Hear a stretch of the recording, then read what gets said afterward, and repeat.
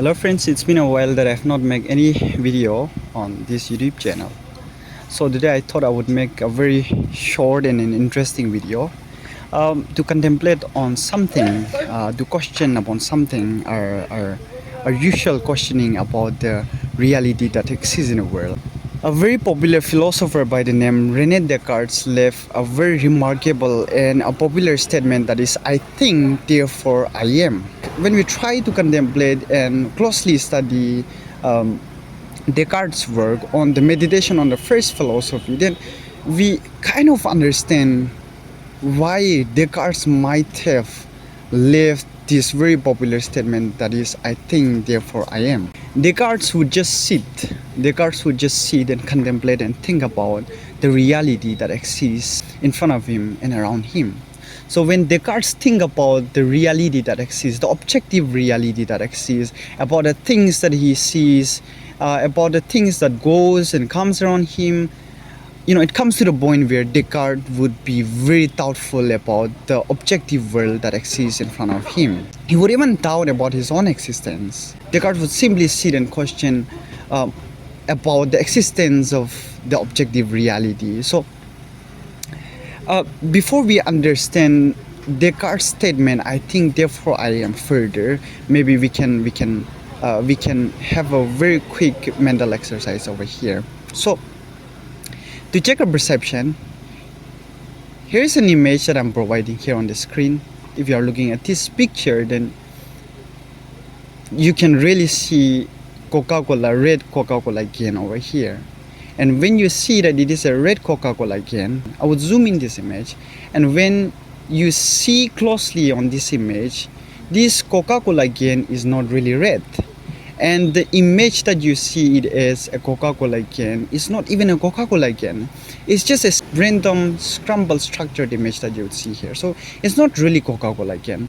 But when you see it, you see it as a red Coca-Cola can because you know what Coca-Cola can looks like. You know the color of a Coca-Cola can. It is usually red.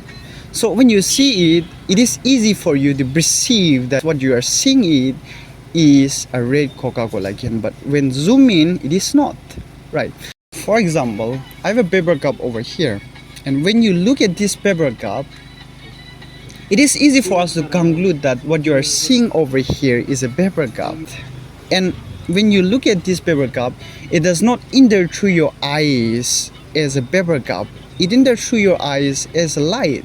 Your eyes capture this object as a light, and then with the help of our optic nerve, it transfers the sensory information to your brain, and later your brain interprets and comes into a fine conclusion, making you know that what you are looking at is actually a paper cup. Now, there are a lot of other philosophers like Plato, Immanuel Kant, and Haeckel and whatnot who have argued about the objective reality. What idealistic philosophers would argue is that reality is your mind. So all the reality is dependent upon your mental interpretation, your mind's interpretation.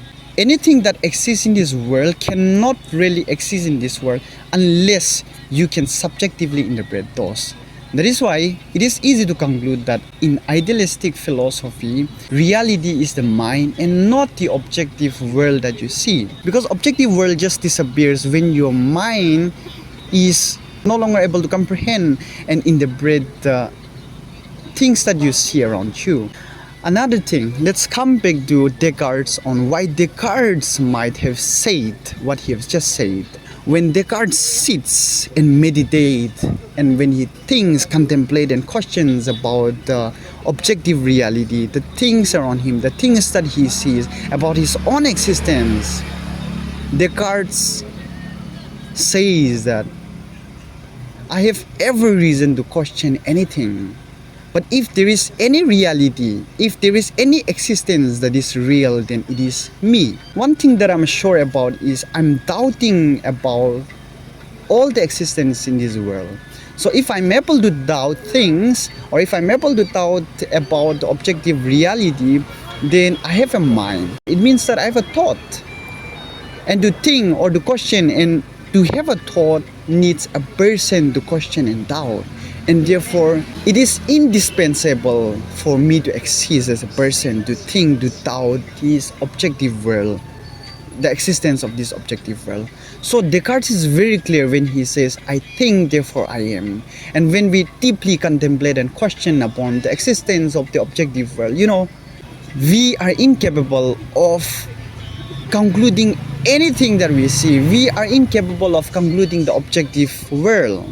We cannot even conclude if the objective world that exists is really true, right? So everything that we see, everything that we touch, everything that we experience becomes questionable. So if thoughts can exist to question, and if thoughts can exist to doubt about the objective reality, then there needs to be a mind, and if there needs to be a mind, then there needs a person to think about all this, to question, to doubt about the existence of the objective world. And therefore, Descartes is sure that if any reality or if any existence is true, then it's the person's existence that is true.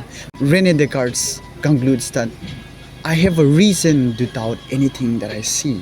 Anything that exists in the objective world only becomes real when your subjective mind interprets it. And unless your subjective mind, your brain or your mind interprets the object that is seen, or unless your brain interprets the things that is going around you, you cannot come into any conclusion about what you see, what you hear, what you touch, and what you feel.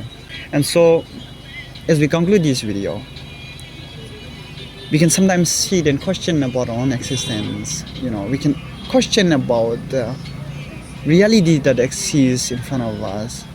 Is what I'm seeing really what it is?